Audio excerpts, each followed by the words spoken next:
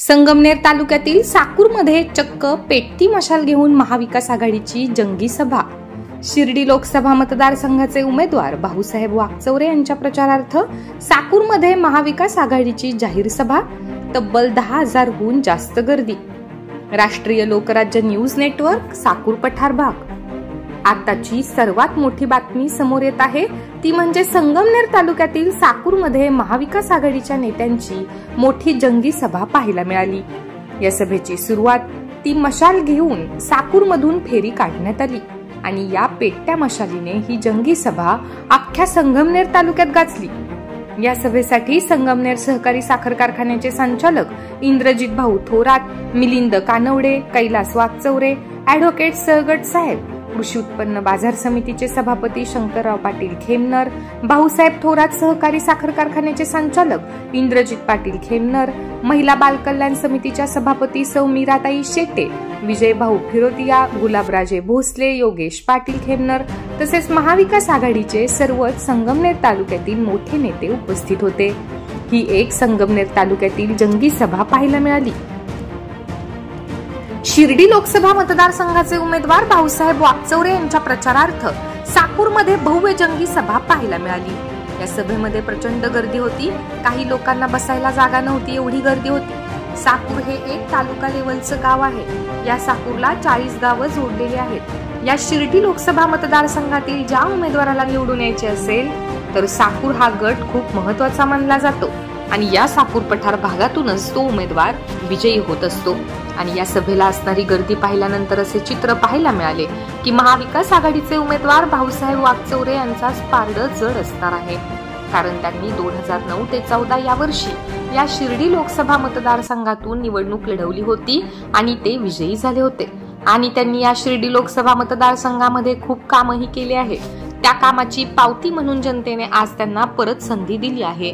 तसे विरोधी जे उमेदवार आहे त्यांनी या शिर्डी लोकसभा मतदारसंघामध्ये सतत 10 वर्षे खासदारकी मिळवली, पण ती मोदी लाट होती।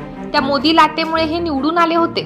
आता तशी काय मोदी लाट नाही, लोक हुशार झाली आहेत आणि 10 वर्ष कधी न फिरणारा खासदार, त्यामुळे सदाशिव लोखंडे हे 10 वर्ष आपल्या मतदारसंघामध्ये कधी फिरले सुद्धा नाही। त्यामुळे जनतेमध्ये महायुतीबद्दल नाराजी आहे। त्यामुळे जनता आता हुशार झाली आहे। त्यांचं म्हणणं आहे आम्ही भाऊसाहेब यांनाच मतदान करणार, त्यांचीच मशाल पेटवणार, पण धनुष्यबाणाला अजिबात मतदान करणार नाही। 10 वर्षे खासदार असलेले सदाशिव लोखंडे हे आपल्या मतदारसंघामध्ये कधी पाहायला मिळाले नाहीत, तर त्यांना निवडून कसे द्यायचे? जो खासदार आपल्या मतदारसंघामध्ये कधी जनतेला पाहायला मिळाला नाही त्याला का म्हणून निवडून द्यायचे? त्यामुळे या सभेमध्ये अनेक नेत्यांची भाषणे झाली। त्यातून हे दृश्य पाहायला मिळाले की शेतकऱ्याच्या कांद्याला बाजारभाव नाही, शेतकऱ्याच्या दुधाला बाजारभाव नाही। त्यामुळे महाविकास आघाडीचे सरकार म्हणजे शेतकऱ्याचे सरकार आहे। त्यामुळे शेतकरी वर्ग या पठार भागांमध्ये मोठ्या प्रमाणात आहे। या झालेल्या सभेतून असे चित्र पाहायला मिळते की या शिर्डी लोकसभा मतदारसंघातून सगळ्यात जास्त मतदान भाऊसाहेब वाकचौरे यांना मिळेल आणि त्यांची निशाणी मशाल या चिन्हासमोर बटन दाबून त्यांना प्रचंड बहुमताने विजयी करावे असे महाविकास आघाडीच्या नेत्यांनी आपल्या भाषणातून सर्व जनतेला आवाहन केले। ही सभा एक जीवन मरणाची सभा पाहायला मिळाली। यामध्ये सर्वसामान्य नागरिक, माता, बंधू भगिनी सर्व मोठ्या संख्येने उपस्थित होते। भाऊसाहेब वाकचौरे हा आपला माणूस आपल्यासाठी ही संकल्पना घेऊन आले आहे। त्यामुळे ते शिर्डी लोकसभा मतदारसंघातून नक्कीच विजयी होतील असे चित्र सध्या पाहायला मिळत आहे। तसेच दुसरीकडे महायुतीकडून सदाशिव लोखंडे व वंचितच्या उत्कर्षताई रुपवते अशी ही 3 उमेदवारांमध्ये काट्याची कसरत पाहायला मिळणार आहे। पण त्यामध्ये सर्वसामान्य नागरिकांचे म्हणणे आहे आम्ही 10 वर्ष ज्यांनी या लोकसभा मतदारसंघामध्ये खासदारकी म्हणून काम केले असे सदाशिव लोखंडे यांना अजिबात मतदान करणार नाही। त्यामुळे ही आता निवडणूक खूप चुरशीची पाहायला मिळणार आहे। त्यामध्ये या 3ही उमेदवारांमध्ये भाऊसाहेब वाकचौरे यांचे पारडं सध्या जड पाहायला मिळत आहे। तर आपण ही सभा आमच्या राष्ट्रीय लोकराज्य न्यूज चॅनलच्या माध्यमातून पाहाल। काही सभेतून जर तुम्हाला वाटलं तर नक्कीच कमेंटद्वारे कळवा। Bureau report Sakur Sangamner. त्यापेक्षा दुपटीमध्ये वाढ झालेली आहे। मानवाला भगिनींना दुसरा मुद्दा येतो होता भ्रष्टाचाराचा। हे बोलायचे की भ्रष्टाचार करणाऱ्यांना मी सोडणार नाही तर सर्वांना भारतीय जनता पक्षामध्ये घेऊन टाकेल। ज्या अजितदादा पवारांवरती 4 दिवसापूर्वी या नरेंद्र मोदींनी आरोप केला की 70,000 कोटींचा भ्रष्टाचार, एक वेळेस किरीट सोमय्यांना आरोप केला असता आपण समजू शकलो असतो. तो उठसूट कोणावरही आरोप करतो आणि भारतीय जनता पक्षामध्ये घेऊन त्यांना स्वच्छ करून घेतो. परंतु नरेंद्र मोदी सारख्या जबाबदार माणसाने अजितदादावरती आरोप केला आणि 4 दिवसानंतर पुन्हा त्या माणसाला तुम्ही उजेड माथ्याने त्या ठिकाणी पक्षामध्ये प्रवेश देता. त्यांचे भ्रष्टाचाराचे अनेक प्रकरणे या ठिकाणी भारतमाला एक रस्त्याची भारतमाला परियोजना आहे. देशामध्ये 75,000 किलोमीटर रस्त्यांचं त्या ठिकाणी जाळं निर्माण करायचं. एका किलोमीटरला रस्त्याला 15 कोटी रुपये खर्च अपेक्षित होता. परंतु कॅगच्या CAGच्या रिपोर्टमध्ये जो महालेखा परीक्षक असतो त्यांच्या रिपोर्टमध्ये असा त्यांनी नमूद आहे की एका किलोमीटरला यांनी 25 कोटी खर्च केले. 14 साली त्यांनी जे शेतकऱ्यांचं उत्पन्न दुप्पट करण्याचं आश्वासन दिलं होतं ते त्यांनी आजपर्यंत पूर्ण केले नाही. या उलट जेव्हा जेव्हा शेतकऱ्यांना कांदा असेल, सोयाबीन असेल, टोमॅटो असेल या पिकाच्या माध्यमातून 2 पैसे मिळत होते त्यावेळेस त्यांनी कांद्याची निर्यात बंदी केली. त्यांनी एक्सपोर्टचं शुल्क वाढवलं. नेपाळहून टोमॅटो आयात केला, सोयाबीन तेलाची आयात केली, सोयाबीन आयात केली. आजही आपण बघतो की सोयाबीनचे भाव हे 4-4.5 हजाराच्या वरती गेलेले नाही. गेल्या डिसेंबर पासून त्यांनी जी कांद्याची निर्यात बंदी केली आहे, आपला हा संगमनेर भाग हा कांदा उत्पादक शेतकऱ्यांचा भाग आहे. डिसेंबर पासून त्यांनी जी कांदा निर्यात बंदी केली त्या निर्यात बंदीमुळे एकरी 3 लाख रुपयाच्या ठिकाणी शेतकऱ्यांचं नुकसान झालेलं आहे. हे तज्ञांच्या आपण जर अॅग्रोवन वाचत असाल त्याच्यामध्ये ती माहिती आलेली आहे. आणि एकीकडे सांगतात आम्ही शेतकऱ्यांना 2-2 हजार रुपये देतो. अहो कुठं एकरी 3 लाखाचं नुकसान कुठं आणि कुठं तुमचे 2 हजार रुपये त्यामध्ये चटणी मिरचीला पण परत नाही. म्हणून बांधवांनो भगिनींनो, दुसरा आपल्या भागात ऊस उत्पादक सुद्धा आहे. यांनी इथेनॉल साखर कारखान्यांना इथेनॉल निर्मितीची बंदी केली, नाही करू दिली. एकीकडे सांगायचं की पेट्रोलमध्ये 20% इथेनॉल टाकायचं आणि पुन्हा कारखान्यांना त्या ठिकाणी बंदी घालताय. म्हणजे आपल्या ऊसाला सुद्धा जो काही दर मिळू शकतो तो ठिकाणी तो मिळत नाहीये. मागच्याच हप्त्यामध्ये अमेरिकेचं एक शिष्टमंडळ भारतामध्ये येऊन गेलं आणि ते शिष्टमंडळाने एक असा प्रस्ताव दिलेला आहे की त्या शिष्टमंडळाने एक असा प्रस्ताव दिला की मक्यापासून इथेनॉल निर्माण करायचंय. आदरणीय भाऊसाहेब राजाराम वागचौरे साहेब यांच्या प्रचारानिमित्त या ठिकाणी सभेचं आयोजन केलेलं आहे. या सभेची अध्यक्ष सूचना करते कैलास पेंडबाजी.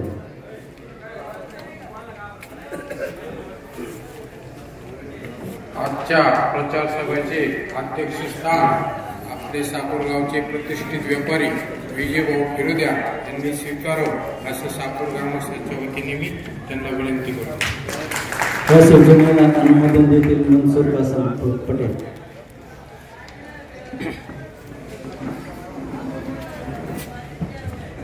आमचे मित्र कैलास पेंडबाजे यांनी जी आजच्या अध्यक्षपणाची सूचना मांडली मी आपल्या सर्वांच्या वतीने या ठिकाणी अनुमोदन देतो. हर घड़ी हर वक्त लेता हूँ शाही बाबा का नाम, हर घड़ी हर वक्त लेता हूँ शाही बाबा का नाम. यहाँ पर आए हुए सभी मतदारों को महाविकास आघाड़ी की ओर से प्यार भरा सलाम. थोरात साखर कारखान्याचे संचालक व तरुण युवा नेते इंद्रजित पाटील खेमनार यांना आजच्या महाविकास आघाडीचे अधिकृत उमेदवार माननीय श्री भाऊसाहेब राजारामजी वागचौरे यांच्या लोकसभेच्या प्रचारानिमित्त आज या साकूर पठार भागामध्ये आपल्या सर्वांच्या समोर आपल्या सर्वांच्या उपस्थितीमध्ये या ठिकाणी प्रचार सभा संपन्न होत आहे. या सभेनिमित्त आपले जे शिर्डी लोकसभा मतदारसंघाचे अधिकृत उमेदवार आहेत ते माननीय श्री भाऊसाहेबजी राजाराम वागचौरे साहेब या ठिकाणी उपस्थित आहेत. त्यांच्याबरोबर आपल्या संगमनेर सहकारी साखर कारखान्याचे संचालक माननीय इंद्रजित भाऊ थोरात हे देखील उपस्थित आहेत. ॲडव्होकेट साळगड साहेब हे देखील उपस्थित आहेत. आदरणीय शंकरराव पाटील खेमनर हे देखील उपस्थित आहेत. त्याचबरोबर वागचौरे साहेब आहेत, नगराध्यक्ष जे संगमनेरचे राहिलेले आहेत, त्याचबरोबर अमर भाऊ कतारे आहेत आणि सगळेच. मी आता नावांमध्ये फार वेळ घालत नाही कारण की आपल्याकडं खूप कमी वेळ या ठिकाणी शिल्लक राहिलेला आहे. बरेचशा मान्यवरांचे मनोगत या ठिकाणी होणार आहे. मी सर्वप्रथम विनंती करतो की पाठीमागे जी मंडळी उभी आहे त्यांना सगळ्यांना विनंती की आपण पुढे येऊन बसा, कृपा करा. आपण सगळ्यांनी मध्ये जी जागा शिल्लक आहे त्या ठिकाणी आपण सगळ्यांनी बसून घ्यावं. आपल्याला सर्वांना माहीत आहे की गेल्या 2-3 महिन्यापासून संपूर्ण देशामध्ये लोकसभेची निवडणूक त्या ठिकाणी लागलेली आहे आणि ही लोकसभेची निवडणूक लागल्यानंतर आपल्याला सर्वांना माहीत आहे की इलेक्शन म्हटलं की वेगळीच रणधुमाळी आपल्या संपूर्ण राज्यामध्ये असते, प्रत्येक गावागावामध्ये असते. परंतु या ठिकाणी उपस्थित मायबाप जनतेला मला एक सांगू इच्छितो की ही यावेळेसची जी निवडणूक आहे ती इतर निवडणुकांपेक्षा थोडीशी वेगळी आहे. कारण की लोकसभा म्हटलं की फारसे लोक यामध्ये विचार करत नाही, लोक लावत नाही, फारसं मतदानाला बाहेर पडत नाही. परंतु पुढे प्रास्ताविकामध्ये थोडक्यात आपल्याला सर्वांना मी या सर्व गोष्टी सांगणार आहे. परंतु आपल्याला सर्वांना माहित आहे की गेल्या 2-2.5 वर्षांमध्ये महाराष्ट्रामध्ये जो काही राजकीय मस्काळा या सर्व मंडळींनी घातलेला आहे, विशेषतः बीजेपी पक्षाने जो घातलेला आहे, त्यामध्ये शिवसेनेचे एका पक्षाचे 2 पक्ष त्या ठिकाणी झाले, राष्ट्रवादीचे देखील एका पक्षाचे 2 पक्ष झाले. त्याचबरोबर काँग्रेसचे देखील काही मोठी मंडळी ज्यांच्या घरात त्यांचे वडील मुख्यमंत्री होते, ते स्वतः मुख्यमंत्री होते, ते सुद्धा सोडून गेले. तर अशा पद्धतीचा राजकीय मस्काळा या सर्व बीजेपी पक्षाने घातला आणि त्याच्यामुळे आज ही परिस्थिती आपल्याला सर्वांना पाहायला मिळते. तसं पाहायला गेलं तर आपल्या नगर जिल्ह्यामध्ये 2 लोकसभेचे उमेदवार आहेत, एक नगर दक्षिण मध्ये आणि एक नगर उत्तर मध्ये, म्हणजे शिर्डी लोकसभा मतदारसंघामध्ये. तर या शिर्डी लोकसभा मतदारसंघामध्ये पूर्वीचे जे स्टँडिंग खासदार होते ते शिवसेना पक्षाचे असल्या कारणाने आपल्याला यंदा सगळ्यांना माहित आहे की गेल्या या 2.5 वर्षापूर्वी जो 2.5 वर्षाचा काळ होता त्यावेळेस महाविकास आघाडीचं सरकार तयार झालं आणि त्यामध्ये काँग्रेस, त्याचबरोबर शिवसेना उद्धव बाळासाहेब ठाकरे साहेब यांचा गट, त्याचबरोबर राष्ट्रवादी शरदचंद्रजी पवार साहेब यांचा गट यांची या ठिकाणी युती झाली आणि त्या युतीमध्ये हे सरकार आलं आणि नंतर बऱ्याचशा घडामोडी घडल्या. त्या घडामोडी घडल्यानंतर अनेकांना पेच त्या ठिकाणी निर्माण झाला, कोणी या पक्षात गेलं, कोणी त्यांच्या बरोबर गेलं, कोणी आपल्या बरोबर राहिलं. परंतु मला या ठिकाणी सांगावंसं वाटतंय की महाविकास आघाडी सरकार असेल किंवा काँग्रेस राष्ट्रवादीचं पूर्वीचं सरकार असेल, अतिशय चांगलं सरकारचं काम त्यांनी केलं. चांगली व्यवस्था शेतकऱ्यांसाठी असेल, सगळ्यांसाठी असेल, लोकांसाठी असेल, अतिशय चांगलं काम ते करत होते. परंतु जेव्हापासून बीजेपी सरकार आले त्यापासून पूर्ण देशाची वाट लागली आपल्याला सर्वांना माहिती आहे. कुठल्याही शेतमालाला आपल्याला भाव आहे का असं जर विचारलं तर प्रत्येक शेतकरी या ठिकाणी नाराज आहे. मला या ठिकाणी आपल्याला सर्वांना आवर्जून सांगावंसं वाटतं की बीजेपीला मानणारा एखादा शेतकरी जरी असेल तर यंदा तो त्या बीजेपीला मतदान करणार नाही एवढी खात्री मला त्या ठिकाणी आहे.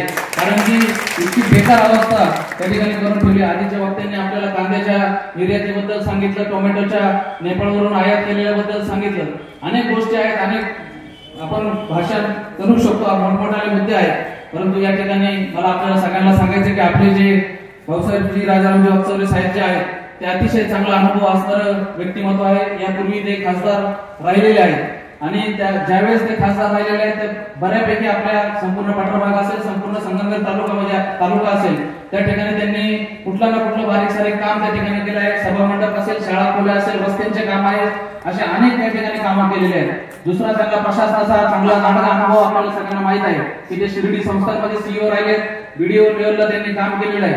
आणि विशेष म्हणजे हा आपला माणूस आपल्यासाठी आपल्याच तालुक्यातल्या आपल्या तालुक्याच्या जवळचा अकोले मतदारसंघाचा त्यांची जन्मभूमी आहे आणि कर्मभूमी ही संगमनेर तालुका शिर्डी आहे. तर असं आपल्याचं एक व्यक्तिमत्व आपल्याला यंदा निवडून द्यायचं आहे. त्याच्या पाठीमागे अनेक कारण आहेत की संपर्कात राहणारा माणूस यावेळेस उमेदवारी आपल्याला दिलेली आहे. त्याचबरोबर जे आता आपण पाहिलं की त्यांच्या भेटीगाठी उमेदवारी मिळण्यापूर्वी त्यांच्या भेटीगाठी प्रत्येक गावामध्ये त्या ठिकाणी ते फिरून आलेले आहेत, अनेक गावांमध्ये ते जाऊन आलेले आहेत आणि त्यांचा संपर्क देखील चांगला आहे. जनसामान्यांशी त्यांची नाळ जोडलेली आहे. मी नांदूर खंदरमाळ असेल किंवा वरती बोटागट असेल त्यांच्याबरोबर गेल्या 10 दिवसापूर्वी फिरताना अनेक अनुभव लोकांनी त्यांनी सांगितले की साहेबांनी अनेक कामं केले, नुसतं इथंच आपल्या गावांमध्ये नाहीच तर दिल्लीला गेल्यानंतर देखील साहेबांनी चांगली व्यवस्था आपल्या लोकांची त्या ठिकाणी केली होती. अनेक कामासाठी लोक बाहेर जात असतात, त्यांची व्यवस्था त्यांनी त्या ठिकाणी केली होती. या ठिकाणी मला साहेबांच्या किंवा सर्वांच्या साक्षीने एक गोष्ट या ठिकाणी नमूद करावीशी वाटते. या ठिकाणी कंसेवाडी गावचे ग्रामस्थ मोठ्या प्रमाणात उपस्थित आहेत. मागच्या वेळी ज्यावेळेस भाऊसाहेबजी वाकचौरे साहेब यांना मतदान होतं त्यावेळेस त्यांना कंसेवाडी त्यावेळेस ते काँग्रेस पक्षाकडून उमेदवार नव्हते, परंतु त्यांनी ज्यावेळेस मतदानाची टक्केवारी पाहिली किंवा प्रत्येक गावाच्या बुथची पडताळणी पाहिली तर त्यांना कंसेवाडी गावात कुठल्याही प्रकारचं मतदान पडलेलं नव्हतं. परंतु हे व्यक्तिमत्व असं आहे की आवर्जून त्या गावात भेटायला गेले आणि त्यांना भेटल्यानंतर त्या मंडळीला म्हणले किंवा आम्ही माझं नेमकं काय चुकलं किंवा तुम्ही मला एक सुद्धा मतदान केलं नाही. ते फक्त एवढंच म्हणले की साहेब आम्ही बाळासाहेब थोरात साहेबांना मानणारा वर्ग आहोत आणि ते सांगतील आमच्यासाठी तीच पूर्व दिशा आहे.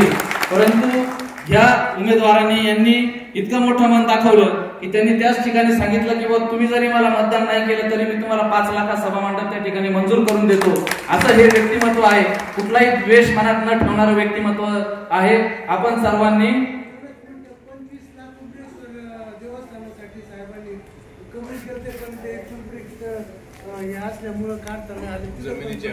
हे बघा म्हणजे समोर साक्षीदार आपले लोक आहेत कंचवाडीचे, म्हणजे हा असा कामाचा माणूस उमेदवार आपल्याला यावेळेस दिलेला आहे. तरी आपण सर्वांनी मोठ्या मताधिक्याने या ठिकाणी त्यांच्या पाठीमागे उभं राहिलं पाहिजे. आपण कुठल्याही बोलताना जातीवाचक भावनात्मक कुठल्याही गोष्टीला बळी न पडलं पाहिजे. या ठिकाणी मला आवर्जून सांगायचं वाटतं, एखादा जर पक्ष जर सत्तेत असेल तर त्यांनी लोकसभेची जर निवडणूक असेल तर त्या पक्षाने कुठल्या मुद्द्यांवरती भाषण केलं पाहिजे, तर देशाची आपण आर्थिक व्यवस्था कशी केली, देशाचं संरक्षण आपण कशा पद्धतीने करतो, देशाचं आपलं आयात निर्यातीचं धोरण कशा पद्धतीने असलं पाहिजे, अशा याच्यावरती त्यांनी भाषण केलं पाहिजे. शैक्षणिक धोरण कशा पद्धतीने आपल्या उच्च पातळीवर नेलं पाहिजे असं आपलं भाषण असलं पाहिजे. परंतु अलीकडे आपल्या पंतप्रधानांचे महाराष्ट्र दौरे आपल्याला सगळ्यांना पाहायला मिळतात आणि त्यांचं फक्त भाषण किंवा हिंदू मुस्लिम राम मंदिर या सगळ्या गोष्टींवरती असतं. मला एक सगळ्यांना या निमित्ताने सांगायचंय की या आपण 10 वर्ष खूप भावनिक होऊन आपण सर्वांनी मतदान केलं. यंदा सगळ्यांना एक कळकळीची विनंती आहे की शेतकऱ्याला डोळ्यासमोर ठेवून आपण सर्वांनी त्यांना मतदान करायचं. मग तो समोरचा उमेदवार कुठल्याही पक्षाचा असतो, तो कोणालाही असू द्या, आपण सर्वांनी त्यांना समोर ठेवून हे केलं पाहिजे. त्याचबरोबर भाऊसाहेबजी राजाराम वागचौरे साहेबांना मला एक या ठिकाणी नमूद करावं असं वाटतं की साहेबांनी एक वेळेस आम्हाला आदेश दिल्यानंतर अक्षरशः मी तुम्हाला सांगतो की ज्यावेळेस रामदासजी आठवले साहेब या ठिकाणी उभे राहिले होते त्यावेळेस देखील साकूरमधून त्यांना 2200 मताचं लीड या ठिकाणी दिलं होतं. एवढी एकनिष्ठता साकूरकरांमध्ये, साकूर पठार भागामध्ये आहे हे मला आपल्याला या ठिकाणी सांगावंसं वाटतं. यानंतर मी शेवटचा एक मुद्दा आपल्या समोर मांडणार आहे. तो अतिशय सगळ्यांच्या काळजाच्या जवळचा मुद्दा आहे. या पठार भागामध्ये आपण त्याच्यावरती काहीतरी तुम्ही निवडून येणार आहात, आजच तुम्ही निवडून आले आहात हे मी या ठिकाणी जाहीर करू इच्छितो. तर आम्हाला एवढंच एक सांगायचं आहे की मी हा जो मुद्दा मांडणार आहे हा सगळ्या पठार भागातील लोकांच्या हृदयाजवळचा मुद्दा आहे. तर मला आपल्याला सांगावंसं वाटतं की साहेब, आम्हाला तुम्ही खासदार झाल्यानंतर आमची विनंती आहे, तुम्ही आम्हाला रस्ता देऊ नका, सभा मंडप देऊ नका, लाईट देऊ नका, परंतु आमची मुळा जी आहे ती 12 महिने झाली पाहिजे, एवढी मी सगळ्यांच्या वतीने आपल्याला सर्वांना विनंती करतो. दुसरा मुद्दा आमचा शिंदोडीमध्ये जो आहे, अतिशय खूप दिवसापासूनचा मुद्दा आहे की शिंदोडीमध्ये एक त्या ठिकाणी केटीवेअर झालं पाहिजे, म्हणजे ती सुद्धा आमची जनता पाण्यापासून वंचित राहिली नाही पाहिजे. आमचा भाग तसा खूप चांगला विकसित आहे, साहेबांच्या आशीर्वादाने सुजलाम सुफलाम आहे. साहेबांचे देखील खूप चांगले प्रयत्न आमच्यासाठी असतात. परंतु तुम्ही ज्यावेळेस आम्ही तुम्हाला संसदेत पाठवणार आहोत, केंद्रात पाठवणार आहोत, त्यावेळेस आमच्यासाठी मुळा 12 महिने झाली पाहिजे. हा मुद्दा आमचा तुम्ही प्रकर्षाने त्या ठिकाणी मांडला पाहिजे. त्याच्यावरती आम्हाला काहीतरी समाधान तुम्ही आम्हाला मिळवून दिलं पाहिजे. याबद्दल मी या ठिकाणी आपल्याला सुचवू इच्छितो. आपण सर्वजण या सभेसाठी आम्ही संपर्क केला आपल्याला, आपण सर्वजण आमच्या विनंतीला हाक देऊन या ठिकाणी उपस्थित राहिला. खूप काही पाहुणे देखील उपस्थित राहिले. मी तुमची क्षमा मागतो, मी कोणाचाही नामोल्लेख केला नाही, परंतु वेळाअभावी आपण थोडकेच आपण या ठिकाणी भाषण घेणार आहोत, कारण की आपल्याला उमेदवार असतील यांना जास्त वेळ दिला गेला पाहिजे. या निमित्त मी आपल्या सर्वांचे साकूर गावामध्ये खूप खूप स्वागत करतो. त्याचबरोबर आपण सर्वजण या ठिकाणी कार्यकर्ते आहेत. आपल्याला सर्वांना जाता जाता मी एवढीच विनंती करेल की वातावरण खूप चांगलं आहे. म्हणजे भाऊसाहेब साहेब तुम्हाला, खासदार साहेब तुम्ही एकटेच नाही संसदेमध्ये भांडायला, तुमच्याबरोबर दक्षिणेचे देखील जे काही निलेश लंके साहेब आहेत अतिशय जोरातून तरी त्या ठिकाणी वाजणार आहे. आपली मशाल तर आजच या ठिकाणी पेटलेली आहे, परंतु दक्षिणेमधून जे निलेश लंके साहेब आहेत त्यांची देखील तुम्हाला साथ चांगली मिळणार आहे. त्यांचा देखील पाण्याचा प्रश्न मोठा आहे. तुम्ही दोघांनी मिळून त्या ठिकाणी सर्व जनतेला या ठिकाणी पाण्याची व्यवस्था करून द्यावी ही गळगळीची विनंती करतो. इथं बसलेल्या सगळ्यांना एक विनंती आहे, आपापल्या घरात आपण इथून गेल्यानंतर आपण रोज इथून 4-5 दिवस राहिले आहेत मतदानासाठी. आपल्या घरातील महिला असतील, वृद्ध असतील, यांना सगळ्यांना कळकळून आपल्याला मशालीचं चिन्ह प्रत्येकापर्यंत पोहोचवायचं आहे. प्रत्येकाला मशालीचं चिन्ह प्रत्येक घरापर्यंत गेलं पाहिजे. आणि ज्याची कोणाची थोडीफार धाकधूक आहे त्याला विनंती करायची आहे की बाबा एवढ्या वेळ शेतकऱ्यासाठी तू महाविकास आघाडीला मतदान कर, जेणेकरून शेतकऱ्याचा कुठला तरी फायदा होईल, मार्केटमध्ये पैसे येतील आणि सगळ्यांचं चांगलं होईल, अशी मी आपल्या सर्वांना विनंती करतो आणि माझे प्रास्ताविक पण 2 शब्द थांबवतो. धन्यवाद. राजू सोनवणे यांना विनंती करतो की आपण आपले मनोगत अगदी थोडक्यात व्यक्त करावे.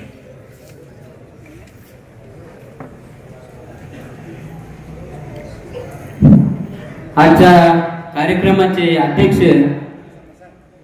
विजूभाऊ फिरोद्या व सर्व स्टेजवर बसलेले मान्यवर आणि आपण सर्व मतदार, आज या ठिकाणी आपल्या शिर्डी लोकसभेची मतदान आहे. परंतु यावेळेस अनेक प्रकारची चर्चा होते का प्रत्येकाला वाटतं आपल्याला उमेदवारी मिळावा, प्रत्येक समाजाला वाटतं की आपला एक नेतृत्व करणारा नेता असावा. परंतु या शिर्डी मतदारसंघात आपल्याला मशाल या चिन्हासमोरील बटन दाबून भाऊसाहेब वागचौरे यांना प्रचंड बहुमताने विजय करायचा आहे. आता आमच्या समाजात पण आमचा उमेदवार आहे, परंतु काही लोक म्हणतात की आपल्याला काय भेटलं, कुठे आपले लोक गेले, आपण आहे तिथंच आहे. परंतु मी सांगतो, काँग्रेस पक्षाचे अध्यक्ष हे सुद्धा आमच्या समाजाचे आहे आणि वर्षाताई गायकवाड या सुद्धा आमच्या समाजाच्या आहे. त्यांना सुद्धा काँग्रेस पक्षाकडून खासदारकीचे तिकीट दिलेलं आहे आणि राज्यसभेवर सुद्धा आमचा माणूस गेलाय. चंद्रकांत पाटील हंडोरे साहेब यांना काँग्रेस पक्षाने राज्यसभेवर घेतला आहे. भरपूर काय भेटलेलं आहे, फक्त हा वेळ काळ भरपूर भूल थापांचा असतो, हा विचार करण्याचा वेळ असतो. कोणाला काही भूल थापा मारून मन वळवले जातात. त्यासाठी मी आपल्या सर्वांना पुन्हा कळकळीची नम्र विनंती करतो की आपण यावेळेस बारकाईने विचार करायचा आणि मशाल या चिन्हासमोर बटन दाबून भाऊसाहेब वागचौरे यांना प्रचंड बहुमताने विजय करायचा आहे. पुन्हा एकदा मी सर्वांचे आभार मानतो आणि मला जे बोलण्याची संधी दिली अध्यक्षांनी त्यांचे आभार मानतो. जय हिंद, जय महाराष्ट्र. व संगमनेर नगरपालिकेचे माजी नगरसेवक कैलासराव वागचौरे यांना विनंती करतोय की आपण आपलं मनोगत. आजच्या सभेचे अध्यक्ष फिरोदिया व मंचावर सगळे उपस्थित मान्यवर, समोर बसले सर्व बंधू आणि भगिनींनो, महाविकास आघाडीचे उमेदवार भाऊसाहेब वागचौरे यांना विजयी करण्याच्या निर्धाराने आपण सर्वजण या ठिकाणी उपस्थित आहोत. गेली 8-15 दिवसापासून अनेक प्रकारच्या अफवा पसरवल्या जात आहे. आज तर काही बातम्या पण आल्या तर बाळासाहेब थोरातांची सर्व टीम दक्षिणेत गेलेली आहे आणि एकही माणूस भाऊसाहेब वागचौरे संघ नाही. तर त्यांना सांगायचंय, कृपया करून आपले डोळे जर असतील तर आपण नीट व्यवस्थित पाहावा, बातम्या द्यावा. चुकीच्या बातम्या देऊन आमचं मनोधैर्य खच्ची करण्याचा प्रयत्न करू नये. कारण आता भाऊसाहेब वागचौरेचा विजय जवळजवळ निश्चित झालेला आहे. मित्रांनो, आज तुम्हाला खोटं वाटेल तर लोखंडेच्या सभेला राहुरीहून काही लोक आले होते का ज्यांची ओळख नाही, पाळख नाही, ते 200 रुपये रोजाने आले होते आणि त्यांच्यात वाद चालले होते का आम्हाला 400 रुपये ठरवले, 200 रुपये दे. ही जर अवस्था सत्ता असलेल्या पक्षाची असेल तर त्यांच्याकडून आपण काय अपेक्षा करणार आहोत. आपल्याला माहित असेल का या देशामध्ये उद्धव ठाकरे असतील, शरद पवार असतील, तो बाळासाहेब थोरात असतील, या तिघांनी जी महाराष्ट्राची धुरा आज उचलली आहे त्याच्यावर अख्खा देश या तिघांकडे मोठ्या आशेने पाहत आहे. आणि संगमनेरकरांचं नशीब आहे की बाळासाहेब थोरात सारखा माणूस आज आपल्या तालुक्याला भेटला नाही तर देशाला भेटला आहे, राज्याला भेटला आहे. मी एवढं सांगतोय की ज्या मोदींनी व त्यांच्या भाजपने या देशाला हुकुमशाहीकडे चालवलेलं आहे. आपण हुकुमशाही अनुभवली, करोनाच्या काळात आपण हुकुमशाही अनुभवली, आपण नोटबंदीच्या काळात देखील हुकुमशाही अनुभवलेली आहे. मित्रांनो, तुम्हाला सांगतोय काल आमच्या संघ आमचे साळगट वकिलांचे चिरंजीव होते डॉक्टर साळगट, त्यांनी करोनाच्या बाबतीत इतकं व्यवस्थित भाषण त्या ठिकाणी केलं का तुम्हाला वाटेल तर त्यांनी आम्हाला नंतर सांगितलं का भाऊसाहेब वागचौरेला सांगा का तुम्ही लोकसभेत गेल्यानंतर पहिले करोनाच्या काळामध्ये जे चुकीचे औषधं केंद्र सरकारने दिले व जे लोक अपंग झाले, आज लोकांचे खोबे गेले, मणके गेले, अनेक जणांना अनेक प्रकारचे आजार जडले, साहेब पहिली त्याची चौकशी झाली पाहिजे. कोरोनाच्या काळामध्ये यांनी काय केलं, किती लोकांना अपंग केलं, ही चौकशी होणं फार गरजेचं आहे. शेतकऱ्यांचे प्रश्न असतील, अनेक प्रश्न असतील, या प्रश्नावर तर अनेक जण बोलणारच आहे. परंतु आज जो माणूस ज्याचं कुटुंब उद्ध्वस्त झालेलं आहे, त्या कुटुंबाच्या प्रत्येक माणसाची एवढीच अपेक्षा आहे की आमच्यावर जो अन्याय झाला कोरोनाच्या काळामध्ये, नोटबंदीच्या काळामध्ये, आम्हाला न्याय मिळाला पाहिजे. आज आपला 10 वर्ष ज्याला आपण निवडून दिलं होतं त्या लोखंडेला 10 वर्ष त्यांनी कधी येऊन आपल्याकडे पाहिलं का? अहो, ज्या खासदाराने आपला खासदार निधी म्हणजे 5 वर्ष संपून पुढच्याही 5 वर्षाचा दिला होता, इतके खासदार निधी वाटले. आता आपल्या मित्रांनी सांगितलं की आमचा निधी अशा प्रकारे गेला. असे अनेक निधी ज्यांनी वाटले, निधी वाटून हे थांबले नाही. यांनी स्वतःच्या जे पगार मिळायचे संसदेचे ते पगार देखील मंदिरांना आणि संस्थांना दिले. असा माणूस आपण जर संसदेत पाठवणार नसेल तर मग काय दारू विकणारा आणि गांजा विकणारा पाठवायचा का? आज लोक आपल्याकडच्या अपेक्षेने पाहू राहिले का हा उमेदवार हा गेलाच पाहिजे, कुठल्याही परिस्थितीत त्या ठिकाणी गेला पाहिजे आणि जेणेकरून आपले प्रश्न सोडवले पाहिजे. म्हणून मी आपल्या सगळ्यांना विनंती करतो की ज्या माणसांनी लोकांच्या खिशात हात घातला, कार्यकर्त्यांचे पैसे काढले त्या लोखंडेने, याला मत न देता आपण फक्त भाऊसाहेब वागचौरेंना मत द्यावा एवढी आपल्या सर्वांना विनंती करतो. त्यांची निशाणी आहे मशालचं 1 नंबरचं बटन दाबून त्यांना विजय करशाल याची अपेक्षा ठेवून थांबतो. जय हिंद, जय महाराष्ट्र. जिल्हा संपर्क प्रमुख ॲडव्होकेट साळगट साहेब यांना विनंती, आपण आपलं मनोगत व्यक्त करा. आजच्या सभेचे अध्यक्ष आणि शिवसेना उद्धव बाळासाहेब ठाकरे पक्षाचे उमेदवार भाऊसाहेब वागचौरे, तसेच महाविकास आघाडीचे उमेदवार म्हटले ते योग्यच आहे. आणि त्या कार्यक्रमासाठी उपस्थित असलेले इंद्रजित थोरात, शंकर पाटील खेमनर, इंद्रजित खेमनर आणि कैलास वागचौरे, अशोक सातपुते, संजय फड आणि उपस्थित सर्वच शिवसेना आणि काँग्रेस आणि राष्ट्रवादी आणि इतर सर्व पक्षांचे पदाधिकारी आणि बंधू भगिनी, मी 2-3च मुद्द्यावर थोडं बोलणार आहे, जास्त बोलायला आता आपल्याकडे टाइम नाही. आता पहिला प्रश्न काय, महाराष्ट्रामध्ये जो आपण 2-2.5 वर्षामध्ये जो प्रश्न पाहिला तो गद्दारीचा प्रश्न सगळ्यात महत्वाचा आहे. त्या गद्दारीमुळं आपल्या महाराष्ट्राची एवढी बेइज्जत या देशात झालेली आहे. कारण आपण बघितलं, शिवसेना फोडली, 40 आमदार फोडले, त्याच्यानंतर शिवसेनेचे 13 खासदार फोडले आणि 13 खासदारातला आपला एक गद्दार आहे हा सदाशिव लोखंडे. तेव्हा हा सदाशिव लोखंडे पहिला आपल्याला काढायचा आहे या आपल्या मतदारसंघामध्ये. आणि तो परत यायचे पार्सल काही तर मुंबईला दारू विकायला आपल्याला पाठवायचे, परत इथं या मतदारसंघामध्ये तो फिरकला सुद्धा पाहिजे नाही. अहो, ते रोडचे बल्ब याच्या सुद्धा कमिशन खातो. आमच्या गावात मी त्याच्याकडून एक फिल्टर प्लांट आणला, त्याच्यात सुद्धा त्याने कमिशन खाल्लं. आणि आमचे मागचे ते भाड्याचे पैसे संगमनेरला त्याला ऑफिस घेऊन गेलं मागच्या इलेक्शनला, त्याचे सुद्धा 50,000 त्यांनी आमचे बुडवलेले आहे. आम्ही ते स्वतः ते पैसे भरल्यानंतर. म्हणजे अशी जर अवस्था असेल आणि असा जर खासदार जर आपल्याला लाभलेला असेल तर याला घरी पाठवणं अत्यंत गरजेचं आहे आणि काळाची गरज आहे मित्रांनो. आणि आपल्या देशामध्ये ह्या भाजपने सगळेच पक्ष फोडले, शिवसेना फोडली तुम्हाला सांगितलं, त्याच्यानंतर राष्ट्रवादीचं तेच वाटोळं केलं आणि काँग्रेसचे बरेच आमदार खासदार सुद्धा फोडले. ते चव्हाण सुद्धा आता गेले, लगेच तिकडे जाऊन खासदार झाले, पण त्यांच्या मतदारसंघात सुद्धा त्यांचा खासदार आज निवडून येणार नाही. अशोक चव्हाणांची अशी परिस्थिती त्यांच्या मतदारसंघामध्ये आणि पूर्ण महाराष्ट्रामध्ये तशी परिस्थिती मित्रांनो. कुठेही भाजपचे आणि या लोखंड याचे शिंदे आणि ह्या टोळीचे कोणतेही खासदार निवडून येईल, फक्त 2-3 आले तर येतील, नाही तर या महाराष्ट्रामध्ये पूर्ण यांच्या वाटोळ झालेले भाजपचं आणि शिंदे टोळीचं आणि अजित पवारांचा तर एकही येणार नाही. आणि आपले भाऊसाहेब वागचौरे आहेत ना, यांचा सर्वेमध्ये 1 नंबर आलेला आहे, ते पहिल्यांदा निवडून येणार असं सगळ्या सर्वेवाल्यांनी सांगितलेलं आहे. आणि त्याच्यामुळे आपण ते निवडून येणार आहेत म्हणून गाफील राहू नका, कारण हे चिन्ह आपल्याला पोचवायचं आहे. कारण लोकांच्या डोक्यामध्ये ते धनुष्यबाण अजून भिनलेलं आहे ना, आम्हीच बनवलेले ते थोडंसं काढण्याची गरज आहे.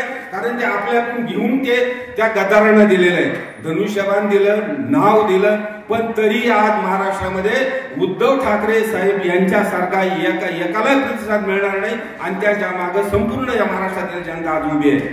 अहो, सगळा मुस्लिम समाज उभा आहे महाराष्ट्रातला आणि मुंबईमध्ये सगळा मुस्लिम समाज शिवसेनेच्या मागे आहे. विशेष म्हणजे काँग्रेस असेल, शिवसेना असेल किंवा राष्ट्रवादी असेल, यांच्या मागे भक्कमपणे उभा आहे. म्हणजे ही सुद्धा अतिशय चांगली गोष्ट आहे. कारण हा मुस्लिम समाजाचा थोडा प्रश्न होता, पण तो मुस्लिम समाज त्यांनी ते फतवे काढून सगळ्या समाजाला सांगितलेले, शिवसेना असेल, राष्ट्रवादी असेल, काँग्रेस असेल, यांना मतदान करायचं आणि ते करणार आहेत. कारण आपण जे मोबाईल याच्यावर पाहतो मोबाईलवर, तर कोणताही मुस्लिम असू द्या तो शिवसेना बाळासाहेब ठाकरे आणि उद्धव ठाकरे सोडून दुसरे काही मुंबईमध्ये बोलत नाही, अशी परिस्थिती आहे. आता त्याच्यानंतर शेतकऱ्यांचा प्रश्न आहे, कांद्याचा प्रश्न आहे, दुधाचा प्रश्न तर इतका अवघड झालेला आहे. 22 आणि 23 रुपये लिटर दूध जात असेल तर शेतकऱ्याला अजिबात परवडत नाही ते दुधाचा धंदा न केलेला बरा. परंतु आज महाराष्ट्रामध्ये संपूर्ण शेतकरी हा दुधाच्या धंद्यावर लागलेला आहे, ना की दुसरा कसाही शेतीमध्ये परवडत नाही. कारण कांद्याची परिस्थिती अतिशय वाईट आहे. सोयाबीनचे आपण 2-2, 3-3 वर्ष घरामध्ये सोयाबीन ठेवले. ज्यावेळेस उद्धव साहेब ज्यावेळेस मुख्यमंत्री होते त्यावेळेस ते 7,000 सोयाबीन होतं, ते आज 4,000 रुपये आहे. म्हणजे आपल्याला शेतीमध्ये आता काही परवडत नाही. त्यामुळे शेतीच्या धंद्यामध्ये ह्या भाजपच्या केंद्र सरकारने महाराष्ट्र सरकारने अतिशय आपल्या शेतकऱ्यांचे मोठं वाटोळं केलेलं आहे. आणि त्यामुळे हे सरकार परत या महाराष्ट्रामध्ये आणि देशामध्ये कोणते सरकार भाजपचं येऊ नये अशी सगळ्यांनी गळगळीची विनंती आहे. आणि यांना या धडा शिकवण्याची वेळ आता आलेली आहे. आणि दुसरा प्रश्न असा आहे, त्यांनी काय केलेलं आहे, हुकुमशाहीच्या दिशेने हा देश चालवलेला आहे पूर्णपणे. कारण त्यांचे बरेच खासदार म्हणताना 400 पार करायचे, 400 पारची काय करायची, सत्ता जर यायची असेल तर 300, 300, 350 असले तरी सत्य देऊ शकतात. 400 आणायची, 400 खासदार आल्यानंतर ही घटना बदलायची आणि घटना बदलल्यानंतर या देशात हुकुमशाही आणायची. आणि मग काय कोणाला उचलायचा, जेलमध्ये टाकायचा. आता 2 मुख्यमंत्री जेलमध्ये, संजय राऊत सुद्धा जेलमधून बाहेर आले, पण त्यांनी त्यांना एवढं जाम केलं संजय राऊत साहेबांनी का त्यांची वासनाच ठेवली नाही भाजपवाल्यांची. अशी परिस्थिती आज महाराष्ट्रामध्ये आहे, देशामध्ये आहे. कारण माणसा विरोधक असला का उचलायचा जेलमध्ये टाकायचा आणि त्याला संपून टाकायचा, अशी नीती भाजपची आहे. आणि त्याच्यासाठी आपल्याला देशामध्ये हे इंडिया आघाडीचं सरकार येणं गरजेचं आहे आणि ते आपल्याला आणायचं आहे. ते येणारच आहे मित्रांनो, अजिबात काळजी करू नका. फक्त आपल्या खासदाराला आपण पहिल्यांदा निवडून देऊ. आणि दुसरा, भाजपने एक प्रश्न महत्वाचा उपस्थित केला होता मध्ये आरक्षण. मराठ्यांना आरक्षण देतो, धनगरांना आरक्षण देतो, मुस्लिमांना आरक्षण देतो, कोणतंच आरक्षण ते देऊ शकलेलं नाही आजपर्यंत. धनगरांना फसवलं, मराठ्यांना फसवलं, मुस्लिमांना फसवलं. ह्या सगळ्या गोष्टीचा आपण विचार करून हे सरकार गाडलं पाहिजे. आणि आपला लोखंडे खासदार आहे ना, याला सुद्धा घरी पाठवलं पाहिजे. आणि आपला वागचौरे साहेबांचं जे आहे मशाल, या मशाल चिन्हावर जास्तीत जास्त प्रचंड मताने बटन दाबून त्यांना प्रचंड मताने विजयी करावं अशी मी सगळ्यांना नम्र विनंती करतो आणि माझे 2 शब्द संपवतो. जय महाराष्ट्र. साहेबचे अध्यक्ष मिलिंदजी कानवडे साहेब यांना विनंती करतो की आपण आपला मनोगत व्यक्त. आज या ठिकाणी लोकसभेच्या निवडणुकीच्या निमित्तानं महाविकास आघाडीचे उमेदवार व ज्यांनी 5 वर्षामध्ये अतिशय सुंदर असं काम संपूर्ण मतदारसंघामध्ये केलं असं एक कर्तृत्ववान व्यक्तिमत्व माननीय श्री भाऊसाहेब राजारामजी वागचौरे यांच्या प्रचारार्थ आज साकूर या ठिकाणी या भव्य अशा सभेचं आयोजन करण्यात आलेलं आहे. आणि या सभेसाठी उपस्थित असलेले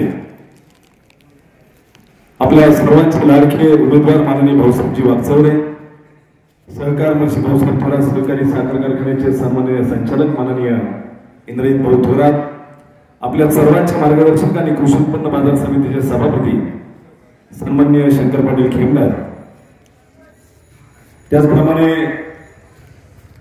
सभागृह मीराताई शेटे, विजूभाऊ रहाणे, ज्यांनी आता आपल्याला संबोधित केलं ते सालगड साहेब, कैलाजी वागचौरे, अमरजी कटारे, त्याचप्रमाणे आमचे जिवलग सहकारी आणि या भागाचं अतिशय एक दमदार आणि युवा नेतृत्व माननीय इंद्रजित पाटील खेमनर, मान्य सचिनजी खेमनर, अनेक मान्यवर व्यासपीठावर उपस्थित आहेत. व्यासपीठावर उपस्थित सर्व सन्माननीय मान्यवर आणि माझ्या समोर बसलेल्या सर्व बंधूंनो, भावांनो आणि शेतकरी सगळे या ठिकाणी बसलेले सर्वच सन्माननीय मान्यवर, आज या ठिकाणी देशाचे नेते आदरणीय राहुलजी गांधी, त्याचप्रमाणे महाराष्ट्राचे नेते, आपल्या सर्वांचे मार्गदर्शक, संगमनेरचं भूषण, संगमनेरचा अभिमान आदरणीय आमदार बाळासाहेबजी थोरात,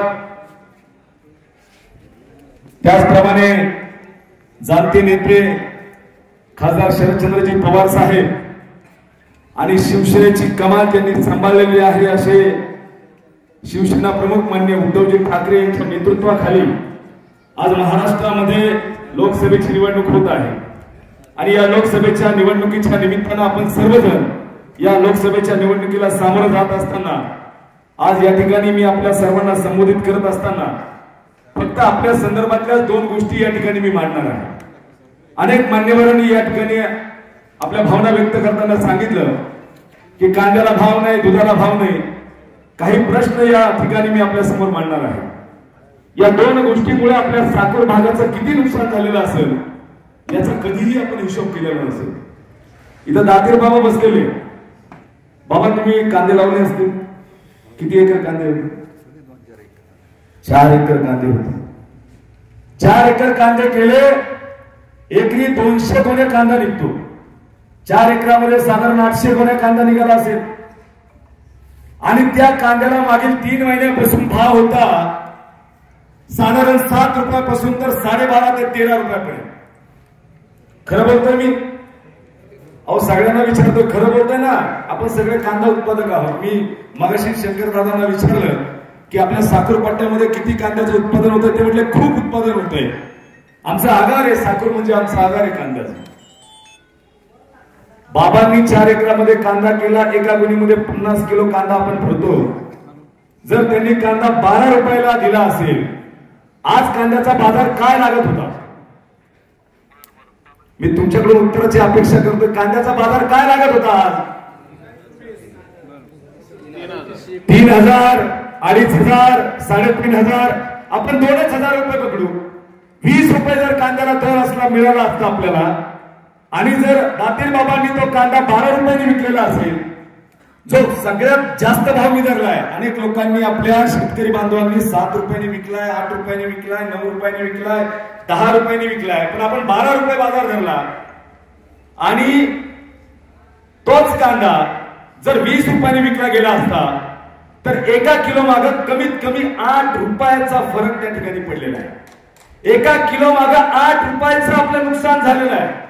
एका गुणी मागं 8 रुपये गुणिले 50 किलो 400 रुपयाचं नुकसान झालेलं आहे. तर दातीर बाबांचा कांदा किती गोण्या कांदा काढला होता? 4 एकरामध्ये 800 गोण्या होत्या. 800 इंटू 400 835 म्हणजे 3,20,000 रुपयाचं एकट्या दातीर बाबांचं नुकसान झालेलं आहे. या साखर पट्ट्या शंकर पाटील किती कांदा तयार होत असेल, म्हणजे किती एकरामध्ये कांदा असेल? कमीत कमी 1,000 एकरामध्ये कांदा असेल, 2,000 एकरामध्ये कांदा असेल.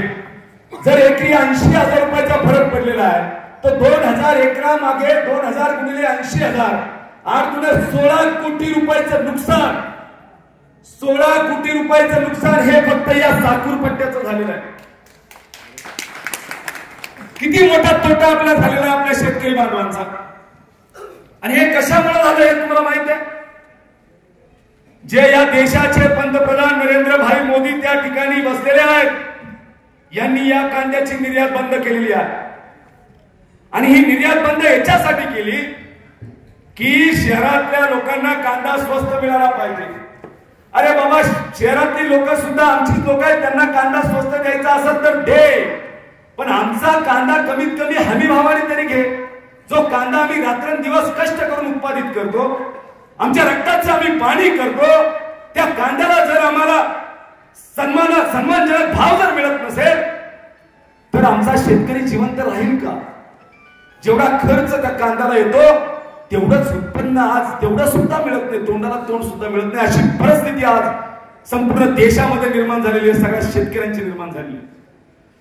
दुसरी एक महत्वाची गोष्ट, आपण सगळे दूध उत्पादक आहोत. आपल्या शेतीला काहीतरी जोडधंदा मिळाला पाहिजे, म्हणून आपण आपल्या गोमातेचं त्या ठिकाणी चांगल्या पद्धतीनं पूजन करून तिची सेवा करून आपण दुधाचं उत्पादन काढतो. शंकर पाटील, किती दूध आपल्या या साखर पट्ट्यामध्ये तयार होत असेल? 35,000 लिटर. एक दातीर बाबा 100 लिटर दूध घालताय रोज, असं आपण गृहीत धरूया. 100 लिटर आज दुधाला भाव आहे 19 रुपयापासून तर 25 रुपयापर्यंत. आजच्या मितीला दुधाला भाव किती पाहिजे होता? कमीत कमी 35 रुपये ते 40 रुपये आपल्या दुधाला भाव पाहिजे होता. 25 रुपये 35 रुपये 10 रुपयाचा जरी फरक काढला लिटर माग, तर 35,000 गुणिले 10 रुपये म्हणजे एका दिवसाचं आपल्या शेतकऱ्यांचं नुकसान होत आहे किती? 3.5 लाख रुपयाचं एका दिवसाचं आपलं नुकसान होत आहे. 3.5 लाख गुणिले 30 दिवस म्हणजे 30 दिवसाचे कमीत कमी 1 कोटी रुपये झाले. 12 महिन्याचा जर हिशोब काढला तर 12 कोटी रुपयाचं आपल्या शेतकऱ्यांचं नुकसान केलेलं या मोदी सरकारने. ही गोष्ट आपण विचारात घेतली पाहिजे की कशा पद्धतीने आपल्यावर अन्याय आणि शेतकऱ्याला देशोधडीला मिळवण्याचं काम हे मोदी सरकारकडून होत आहे. आणि म्हणून आपण सर्वांनी जागृत राहिलं पाहिजे. का बरं दुधाचे भाव कमी झाले?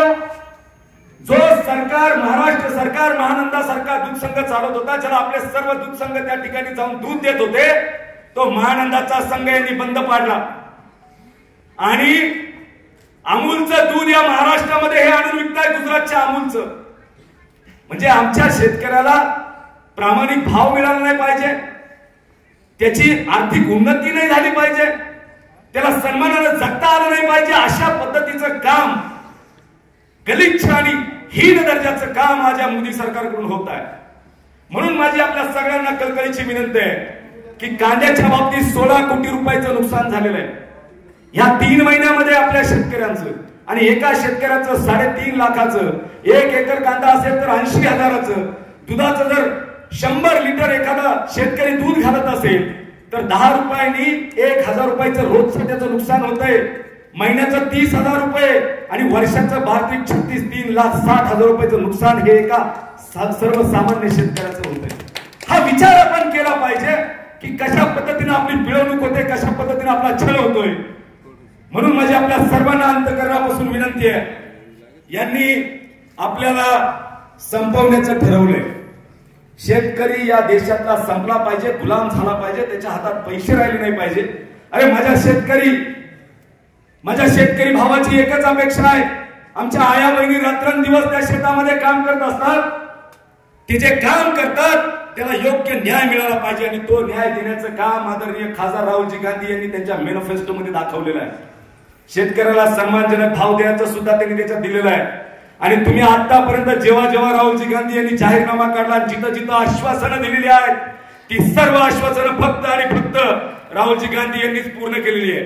म्हणून माझी आपल्या सर्वांना कळकळीची विनंती आहे, येणाऱ्या या लोकसभेच्या निवडणुकीमध्ये आपल्या सर्वांचे नेते, आपल्या सर्वांचे मार्गदर्शक आदरणीय थोरात साहेबांची मान जर आपल्याला उंच करायची असेल, त्यांची मान जर अभिमानानं आपल्याला उंच ठेवायची असेल तर येणाऱ्या 13 तारखेला आपले जे महाविकास आघाडीचे उमेदवार आहे आदरणीय भाऊसाहेबजी वागचौरे यांची निशाणी आहे मशाल. त्या मशाल चिन्हासमोरचं बटन दाबून त्यांना प्रचंड मताने आपण विजयी करावं असं कळकळीचं आवाहन आपल्या सर्वांना करतो. आणि याच ठिकाणी आपल्या सर्वांची रजा घेतो. जय हिंद, जय महाराष्ट्र, जय काँग्रेस. वतीने संगमनेर तालुका मार्केट कमिटीचे सभापती आदरणीय शंकरराव पाटील खेमणार यांना विनंती करतो आपण मार्गदर्शन करा. येत्या 13 तारखेला शिर्डी लोकसभा मतदारसंघाची जी निवडणूक होत आहे आणि त्या निवडणुकीसाठी आपल्या आघाडीचे उमेदवार आदरणीय भाऊसाहेब वागचौरे यांच्या प्रचारार्थ जी या ठिकाणी सभा आयोजित केली, यासाठीचे अध्यक्ष आदरणीय विजूभाऊ फिरोदिया, या सभेसाठी उपस्थित असलेले सर्वच मान्यवर बंधू आणि भगिनींनो, आपल्याकडे फक्त अर्धा तास वेळ शिल्लक आहे आणि मी त्यापैकी फक्त 2-3 मिनिटच या ठिकाणी बोलणार आहे. या ठिकाणी मी फक्त एकाच प्रश्नावर तुमच्या सर्वांच्या सहकार्याने आणि आपल्या सर्वांचे नेते आदरणीय आमदार बाळासाहेब थोरात यांच्या नेतृत्वाखाली मला गेल्या 9 वर्षापासून कृषी उत्पन्न बाजार समितीमध्ये काम करण्याची संधी त्या ठिकाणी मिळाली. आणि त्या संधीमधून जी आज काही शेतकऱ्यांची हाल आहे त्याचा फक्त एकच प्रश्न, आणि तो पण 2-3 दिवसापूर्वी जो घडला तेच फक्त मी तुम्हाला या ठिकाणी सांगणार आहे. केंद्र शासनाने 3 दिवसापूर्वी साधारणपणे 4 मेला निर्यात खुली केली, परंतु ही निर्यात अतिशय या ठिकाणी फसवी आहे. तुम्ही आज ॲग्रोवनमध्ये वाचला असेल की 400 कंटेनर या ठिकाणी बॉम्बे पोर्टवर त्या ठिकाणी उभे आहेत. आज जर आपण त्या 400 कंटेनरचा विचार केला तर त्या 1 कंटेनरची किंमत, कांद्याची किंमत जवळजवळ 8 लाख रुपये आहे. आणि आज 400 कंटेनर त्या ठिकाणी व्यापाऱ्यांचे म्हणजे आपलेच त्या ठिकाणी उभे आहेत. व्यापाऱ्यांचे कंटेनर जर पुढे गेले नाही तर तो निश्चितपणे त्या ठिकाणी भाव कमी होतो. सुरुवातीला 4 दिवसापूर्वी भाव होता 2100 रुपये 2200 रुपये आणि आज जर आपण आजचा जर विचार केला तर तो भाव आला 1500 रुपये. म्हणजे केंद्र शासनाच्या एका चुकीच्या निर्णयामुळं या ठिकाणी आपल्याला 600 रुपयाचा फटका या ठिकाणी बसलेला आहे. आणि त्या ठिकाणी जवळजवळ केवळ केंद्र शासनाची जी चूक आहे त्यांनी जवळजवळ $550 हे निर्यात शुल्क त्या ठिकाणी आणि त्याच्यावर परत 40% आकारणी असं एकूण 62 रुपये त्या ठिकाणी 1 किलोला खर्च शासनाने त्या ठिकाणी केंद्र शासनाने तो खर्च लावला आणि याच्यामुळं आपला कांदा हा 15 रुपयाच्या पुढे जाऊ शकत नाही. म्हणून सर्वांची एकच मागणी आहे शेतकऱ्यांची की 100% जी निर्यात सुरू केली त्याच्यावर कुठल्याही प्रकारे टॅक्स लावू नये तरच हा शेतकऱ्यांना या ठिकाणी फायदा होऊ शकतो. परंतु केंद्र शासनाला शेतकऱ्यांचा कुठल्याही प्रकारे फायदा होऊ द्यायचा नाही म्हणून त्यांनी त्याच्यावर निर्यात शुल्क लावलं मोठ्या प्रमाणात आणि त्यामुळे आपला कांदा त्या ठिकाणी जाणार नाही. म्हणून निश्चितपणे आपण सर्व या पठार भागामध्ये मोठ्या प्रमाणात कांदा उत्पादक आहे. मग ते कुठल्याही पक्षाचं या ठिकाणी जरी काम करीत असले तरी माझं त्यांना एक कळकळीचं आव्हान आहे की हे जे समोरचे उमेदवार आहेत लोखंडे त्यांनी तर निश्चित आपल्या परिसरामध्ये कुठल्याही प्रकारचं 10 वर्षात काम केलं नाही. आणि मी तुम्हाला आदरणीय भाऊसाहेब वागचौरेंचं एकच या ठिकाणी काम सांगतो ते इंद्रजित खेमनर यांनी अगोदर सांगितलं. परंतु या ठिकाणी ते साधारणपणे 2001 साली ज्यावेळेस आपले सर्वांचे नेते आदरणीय आमदार बाळासाहेब थोरात हे राज्यमंत्री होते आणि त्यांची साकूरलाच एक या ठिकाणी सभा होती आणि त्या ठिकाणी वागचौरे साहेब हे डेप्युटी CEO होते आणि त्यांना शिर्डी संस्थांमध्ये मुख्य कार्यकारी अधिकारी म्हणून काम करायचं होतं आणि ते आपल्या साकूरला आले. साहेब साकूर हे तुम्हाला निश्चितपणे जसं त्यावेळेस तुम्ही लगेच शिर्डी संस्थांचे मुख्य कार्यकारी अधिकारी झाले आणि निश्चितपणे आता सुद्धा साकूरच्या लोकांचं निश्चितपणे तुम्हाला अतिशय आशीर्वाद या ठिकाणी निश्चितपणे राहणार आहे. तुम्ही पुन्हा एकदा अतिशय मोठ्या मताधिक्यानं या ठिकाणी खासदार निश्चितपणे होणार आहे. कारण तुम्हाला थोरात साहेबांचा 100% अतिशय चांगला असा पाठिंबा आहे आणि आमचा हा जो साकूर जिल्हा परिषद गट आहे हा 100% थोरात साहेबांना मानणारा गट आहे. तुम्हाला सांगायला हरकत नाही की ज्यावेळेस तुमच्या विरोधात आम्ही 2009 साली मतदान केलं त्यावेळेस आठवले साहेबांना आमच्या गटामधून 7200 मताचं लीड होतं आणि आता निश्चितपणे तुम्हाला मी या सर्व ग्रामस्थांच्या वतीनं मतदारांच्या वतीनं खात्री देतो की यावेळेस साकूर जिल्हा परिषद गटामधून तुम्हाला निश्चितपणे 10,000 मताचं लीड हे 100% राहणार आहे आणि तुम्ही निश्चितपणे 2 लाखाच्या मताधिक्यानं या ठिकाणी निवडून येणार आहे. तसंच आपले जे शेजारचे खासदार आहेत निलेश लंके साहेब हे सुद्धा 2 लाखाच्या पेक्षा जास्त मताधिक्याने निश्चितपणे निवडून येणार आहे आणि पुढच्या कामाला मी आपल्या सर्व साकूर पठार भागाच्या वतीनं आपल्याला शुभेच्छा देतो आणि माझे 2 शब्द संपवतो. जय हिंद जय महाराष्ट्र. साखर कारखान्याचे ज्येष्ठ संचालक आदरणीय इंद्रजित भाऊ थोरात यांना विनंती करतो की आपण मार्गदर्शन करा. आज आपण सर्वजण शिर्डी लोकसभा मतदारसंघामध्ये महाविकास आघाडीचे जे अधिकृत उमेदवार आहे ते शिवसेना उद्धव बाळासाहेब ठाकरे गटाचे उमेदवार भाऊसाहेब वागचौरे साहेब यांच्या प्रचारार्थ आज साकूर इथं ही सभा आयोजित केलेली आहे. व्यासपीठावरती बसलेले सर्व मान्यवर आणि उपस्थित सर्व बंधू आणि भगिनी,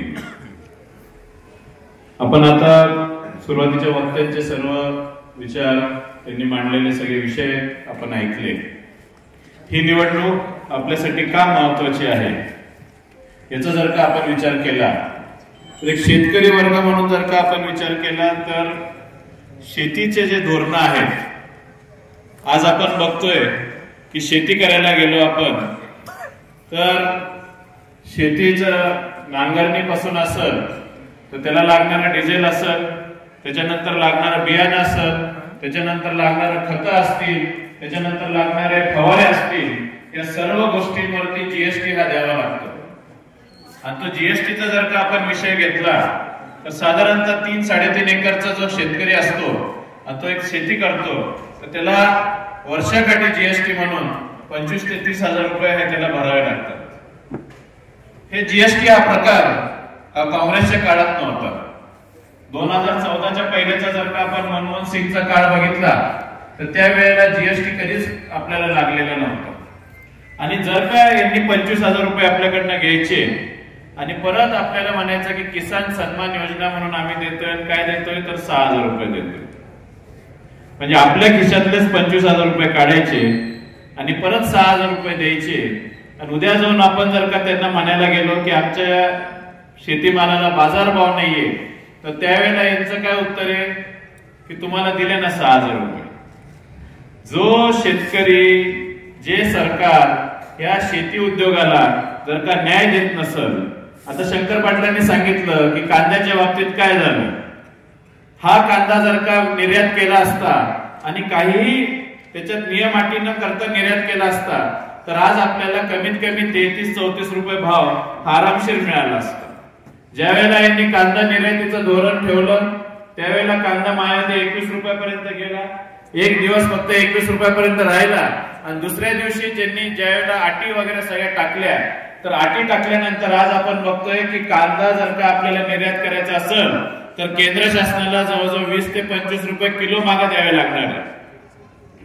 हे 25 रुपये जर का केंद्र शासनाला आपल्या हिश्श्यातले द्यायचे असतील तर आपल्याला काही पैसे पडत नाही. कांद्याचा भाव परत 1,500 रुपयावरती आला. त्याच पद्धतीने जर का आपण दुधाचं धोरण बघितलं तर आपल्याला आठवत असेल की माग दुधाचा भाव 38 रुपयापर्यंत गेलेला होता, 37-38 रुपयापर्यंत गेला होता. पण त्यावेळेला पण केंद्र शासनाने काय केलं, त्यावेळेला केंद्र शासनाने बाहेरून दुधाची भुकटी आणली, म्हणजे दुधाची पावडर आणली आणि हा भाव पाडला. म्हणजे यांचे जे काही धोरणं आहेत हे धोरणं कायम शेतकऱ्याला 1 रुपया मिळाला नाही पाहिजे, शेतकऱ्याचं जे कुटुंब आहे ते कधी सदन झालं नाही पाहिजे, शेतकऱ्याला कधी पण पैसा हातात खेळता नाही राहिला पाहिजे, हे असं यांचं कायमचं धोरण राहिलेलं आहे. त्यामुळं आपल्याला आपल्या शेती धंद्यासाठी आणि आपल्या कुटुंबाला 2 पैसे मिळण्यासाठी म्हणून ही निवडणूक आपल्याला आपल्या हातात घ्यावी लागेल. ज्या पद्धतीने आपण ग्रामपंचायतीची निवडणूक लढवतो आणि ग्रामपंचायतीच्या निवडणुकीमध्ये आपण 95-98% मतदान करायला जातो आणि मतदान करून आपण आपल्याला जो उमेदवार पाहिजे असतो तो निवडून आणतो. पण शेतीविषयक जे काही धोरणं आहेत हे सगळे धोरणं जे आहेत ते सगळे धोरणं हे केंद्र शासन ठरवतं. ते काही ग्रामपंचायतीमध्ये ठरवले जात नाही, ते सरपंच ठरवत नाही, ते जिल्हा परिषद सदस्य ठरवत नाही किंवा पंचायत समितीचा सभापती पण ठरवत नाही. हे सगळे धोरणं जे ठरवले जातात हे सगळे धोरणं हे केंद्र शासनाने ठरवले असतात. त्यामुळं आपल्याला ही निवडणूक अतिशय गांभीर्याने घेणं फार गरजेचं आहे.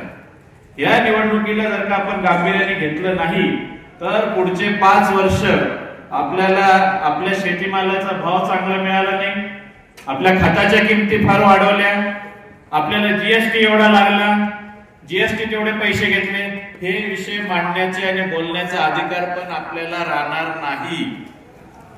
आणि त्यामुळं आपल्याला आपल्या कुटुंबाचं भलं होण्यासाठी म्हणून ही निवडणुकीत आपण चांगल्या पद्धतीने भाग घ्यावा.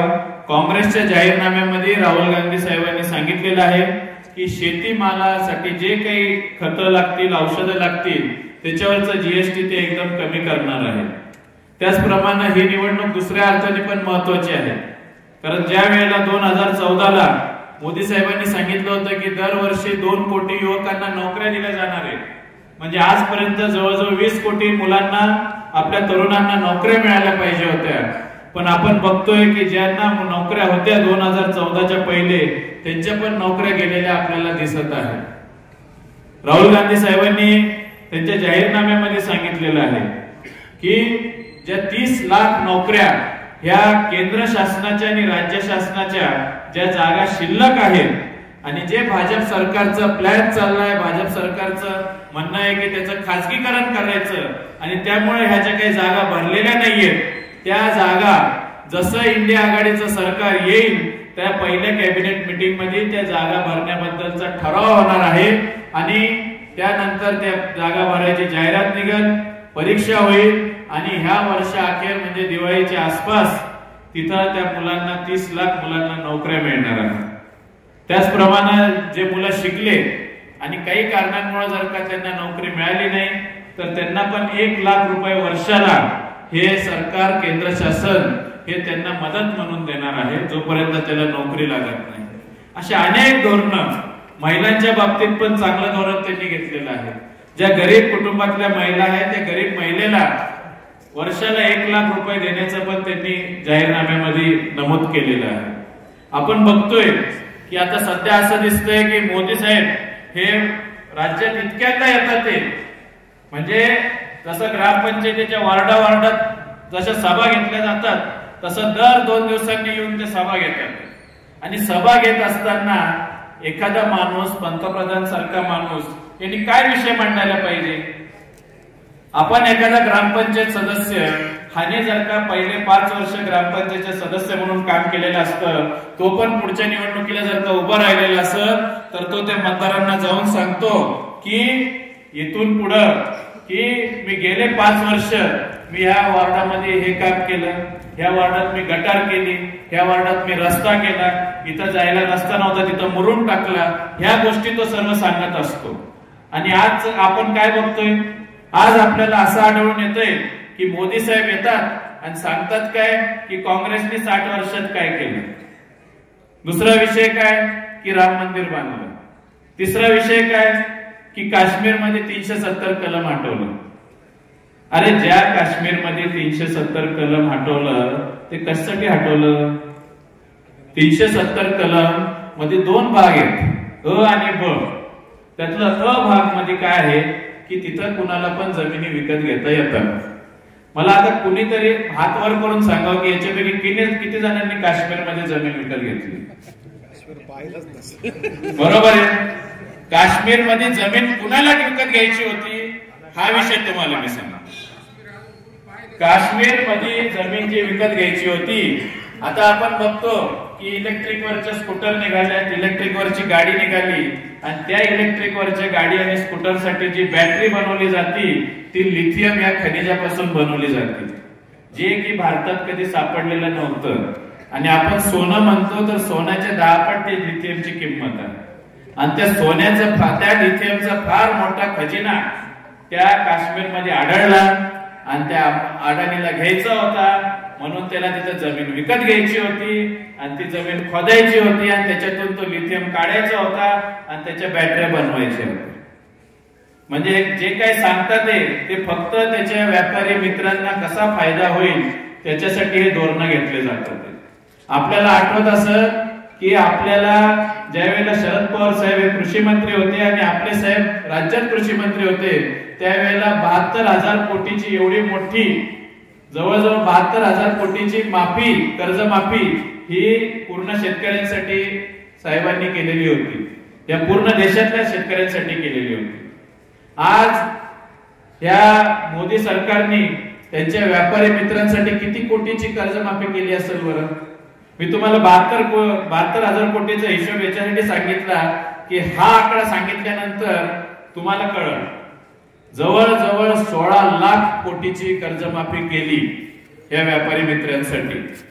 तर 16 लाख कोटीची जर का कर्जमाफी होती म्हणजे आपली 72,000 कोटीची कर्जमाफी जी पूर्ण देशासाठी केली होती ती इथून पुढे 25दा जरी केली तरी त्या 16 लाख कोटी होत नाही. म्हणजे इथून पुढे 100 वर्ष जरी कर्जमाफी करत गेले तरी त्याच्या मित्राला जेवढी कर्जमाफी केली तेवढी होत नाही.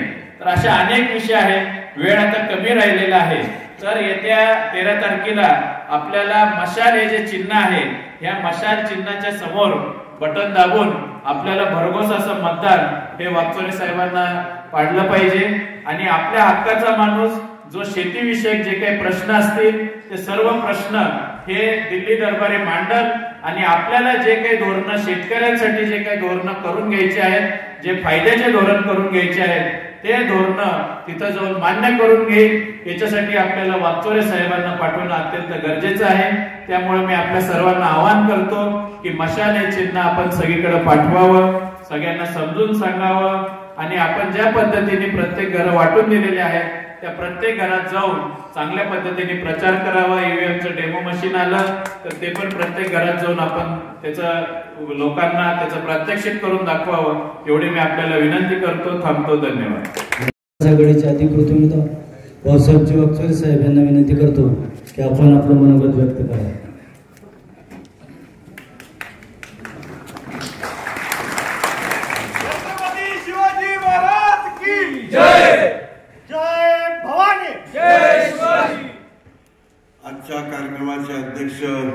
आदरणीय विजय फिरोदिया,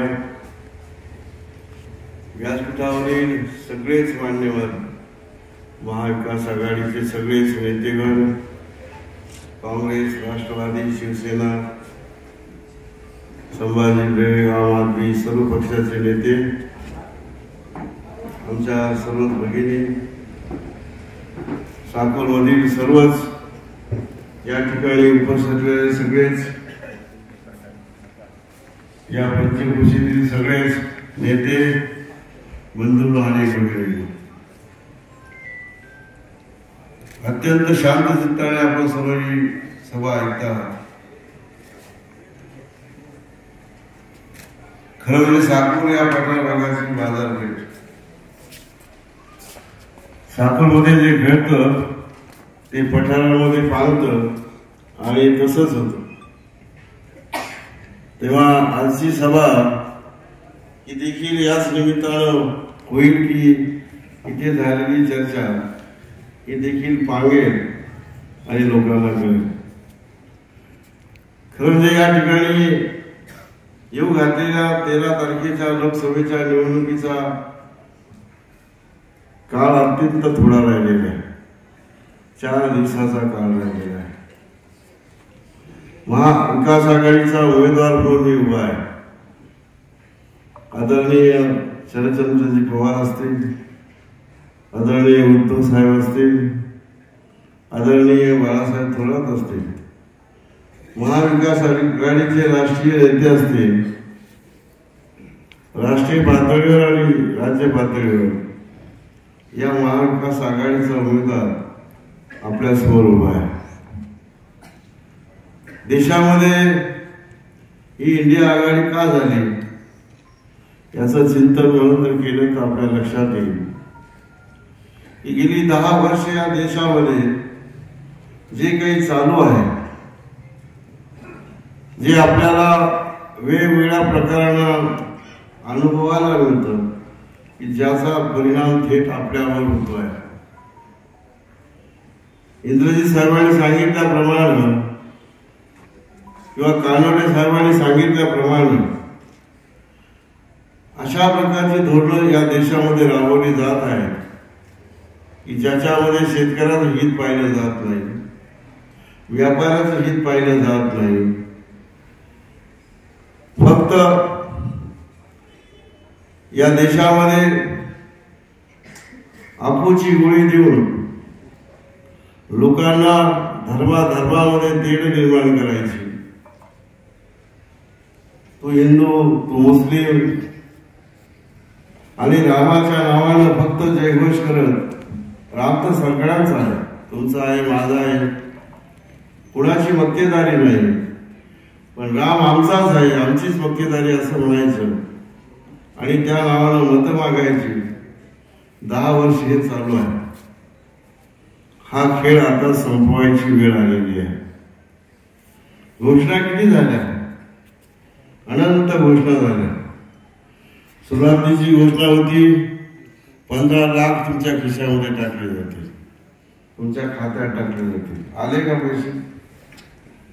सांगितल्याप्रमाणे 2 कोटी नोकऱ्या दिल्या जातील.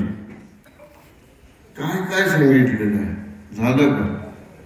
गेली 10 वर्षामध्ये नुसता घोषणांचा पाऊस झाला, प्रत्यक्ष कृतीमध्ये काहीच झालं नाही. अशा प्रकारची स्थिती. आणि फक्त जर कुणाचं कल्याण झालं असेल, एका बाजूला या देशाच्या शिवेवर शेतकरी आंदोलन करतायत, त्यांना अश्रुधुराच्या नाकांड्यांनी त्यांना गोळीच्या डोळ्यांमधून भयभीत केलं जात आहे, तरी देखील अनेक वर्ष सीमेवर ही माणसं लढत आहेत. शेतकऱ्यांच्या व्यथा समजून काय मागण्या आहे शेतकऱ्यांच्या? फक्त या देशाच्या पटलावर जो स्वामीनाथन आयोग आहे तो लागू करावा आणि शेतकऱ्याला हमीभाव बांधून द्यावा, एवढंच म्हणणं आहे. आणि त्या अनुषंगाने इतर जे औषधं वगैरे ज्या गोष्टी आहेत त्या कराव्यात. खत हा लागू करायला सरकारनं का घाबरावं हेच मला कळत नाही. आणि म्हणून ही लढाई ज्या पद्धतीने या देशामध्ये आता शेतकरी करतायत ते करणं देखील समर्थनीय आहे असं मी म्हणेन. आणि उद्याच्या लोकसभेमध्ये हे समर्थन करण्यासाठी आपल्या माणसाची गरज तेथे आहे आणि म्हणून ही निवडणूक अत्यंत महत्वाची आहे. त्याची अनेक गोष्टी आहेत. ह्या गोष्टी करण्यासाठी ही निवडणूक मी म्हणालो की ऐतिहासिक आहे, खरोखर ऐतिहासिक आहे. हे जे काही चाललेलं सोंग आहे, सोंगाड्याचा खेळ जसा असतो त्या पद्धतीचा हा खेळ जो चालू आहे, हा जर बंद करायचा असेल तर तो केवळ आपल्या मतानं, ज्या देशाचा पंतप्रधान म्हणतो, ज्या मतानं खासदार म्हणतो, आमदार म्हणतो, त्याच मतानं हा खेळ बंद तुम्ही मतात करू शकता. म्हणून येऊ घातलेली ही 2024ची लोकसभेची निवडणूक, यासाठी आपला माणूस आपल्यासाठी उभा आहे. माझी ओळख आपल्या सर्वांना माहीत आहे. मी कोण आहे, काय आहे, अगोदरच्या वक्त्यांनी सांगितले. या मातीतच मी जन्मलेलो आहे, या मातीतच मी नोकरी केलेली आहे, व्हिडिओ म्हणून होतो आणि 2009 ते 14 खासदार म्हणून देखील होतो. आणि खासदार असताना मी काय काम केले आपल्या समोर आहे. खासदार निधी दाखवणारा, स्वातंत्र्यानंतर गावागावामध्ये खासदार निधी खर्च करणारा पहिला खासदार म्हणून असलेला उल्लेख माझा आहे. स्वातंत्र्यानंतर गावामध्ये पाऊल ठेवणारा पहिला खासदार म्हणून माझा उल्लेख आहे. व ते कॉम्प्युटर असेल, 1 लाख विद्यार्थ्यांना करेल योजनेच्या मार्गदर्शन असेल, 650 सभामंडप बांधले, अनंत गोष्टी खासदारीतून करायचा प्रयत्न केला म्हणून सांगतो आहे. मी हे तर फक्त 10% केलंय, पण दिल्लीमध्ये जे केलं तुम्हाला माहित नाही, सांगता आलं नाही. दिल्लीमध्ये भल्या भल्यांना म्हणजे मंत्री भले यांना नीट करायचं काम माझ्या प्रश्नातून अनेक वेळा झालं, हे मला सांगायला आनंद वाटतो. 2.5 वर्ष चिदंबरम बरोबर जे या देशाचे अर्थमंत्री होते, 2.5 वर्ष प्रणव मुखर्जी या देशाचे अर्थमंत्री होते, 5 वर्ष मी त्यांच्याबरोबर काम केले. मला सांगायला आनंद वाटेल, या 5 वर्षामध्ये जेवढे काही आर्थिक कायदे या देशाचे झाले, त्या सर्व कायद्यांमध्ये हे कायदे अगोदर आमच्या कमिटीकडे यायचे, आम्ही सुधारणा करायचो, नंतर मग ते लोकसभेमध्ये चर्चेला जायचे. या अनेक कायद्यामध्ये सुधारणा करण्याचं भाग्य या आपल्या माणसाला लाभलं. आणि त्यामध्ये जसं इन्कम टॅक्स असेल, डायरेक्ट टॅक्स कोड असेल, मनी लॉन्ड्रिंग असेल, अनेक कायदे. हे का केलं मी? प्रशासनाचा अनुभव असलेला माणूस मी, मला माहिती आहे याच्यामध्ये काय केलं, काय फायदा होणार आहे. मला सर्व ज्ञान आहे असं नाही, परंतु जे काही शिये झालेली माणसं आहेत त्यांच्याकडनं ते ज्ञान घेऊन ती मांडण्याचा प्रयत्न केला. त्या देशाशी झालो.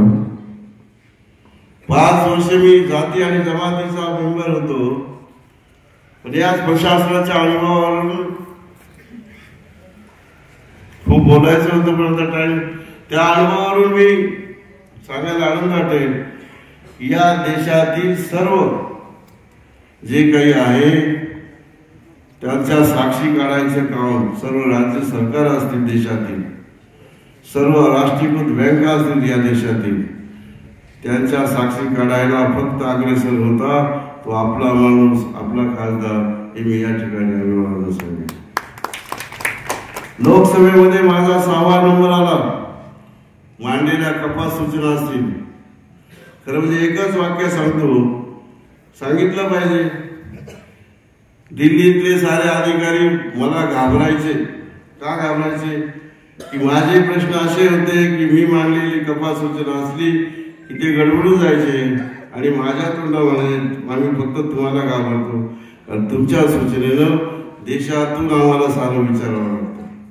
ते विचारून एकत्र करावं लागतं, मंत्र्याकडे द्यावं लागतं, मांडावं लागतं, प्रचंड वेळ जातो, प्रचंड त्रास होतो. हे करायला लावणारा आपला माणूस. आणि म्हणून उद्याच्या कालखंडामध्ये घातलेल्या लोकसभेमध्ये या सरकारला जागेवर आणण्यासाठी, धोरणांमध्ये नीट करण्यासाठी हा माणूस पुरा पडेल ही या ठिकाणी आपल्याला खरं म्हणजे या ठिकाणी मी काय केलं हे सांगण्याचा मी थोडासा प्रयत्न केलेला आहे. भविष्यामध्ये मी काय करेन, तुम्ही मला फक्त खासदार करा. जो खासदार आपण 10 वर्ष ज्याच्या हातामध्ये सत्ता दिली, मी सारा म्हणजे सामरत गाव आहे डांगणामध्ये, तिथून सुरुवात होते आपली गुटीच्या जवळ, इगतपुरीच्या जवळ, संत तिरपुडे गाव शेवगावच्या वार्डापासून. प्रत्येक गावात गेलो की मी विचारतो खासदार आले होते का. आजही 20-25 आम्ही फिरतोय सकाळपासून इंद्रजित बाबा मी विचारतोय. लोक सांगतात पाहिलाच नाही, दिसलाच नाही, भेटलाच नाही. आणि मला वाटतं या परिसरात तो इकडे गेला का आला मला माहित नाही. काय वाटतं तुम्हाला, आला होता का, पाहिला का, भेटला का, दिसला का, शोधावं लागेल. आता म्हणून या 10 वर्षात या माणसाला, निष्क्रिय माणसाची आता सत्ता झाली, याला देखील आता या योजना 13 तारखेच्या निवडणुकीत हद्दपार करायचं मित्रांनो.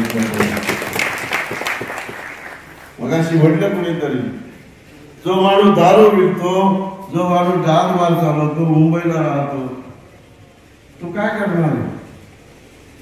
म्हणून 10 वर्ष आपण चुकीच्या पद्धतीने आपलं मतदान झालं, यावेळेला ते होणार नाही याची देखील काळजी करायची गरज आहे. हे देखील आपल्याला करायचं आहे. आणि मी तुम्हाला सांगतो, मी तुम्हाला अत्यंत आनंदाने सांगतो, स्वाभिमानाने सांगतो,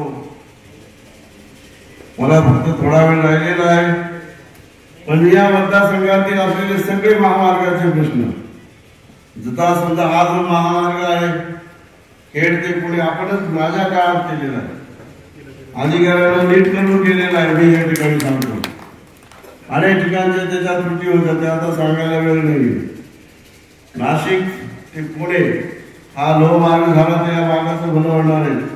तोही माझ्याच काळात मंजूर झालेला आहे. मी रेल्वेचा एकही विषय ठेवला नव्हता. आणि मी शिर्डीचा खासदार म्हणजे साईबाबांच्या शिर्डीतला खासदार होतो. म्हणून मला माझं म्हणणं ऐकावंच लागत होतं दिल्लीकरांना. आणि आजही उद्या गेलो होतो शिर्डीचा खासदार म्हणून, ते माझं ऐकणार नाही हे तुम्हाला मी सांगतो.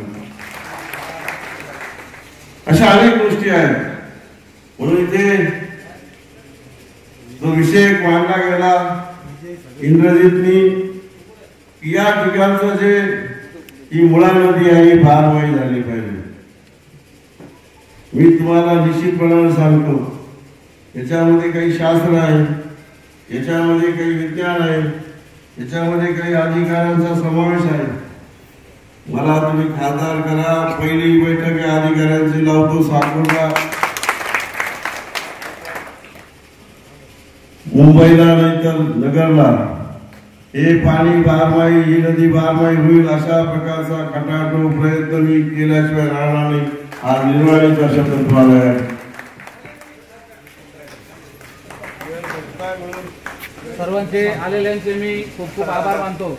आपल्याकडे शेवटचं मी एक बोलतो, आदरणीय बाळासाहेब थोरात यांच्या मार्गदर्शनाखाली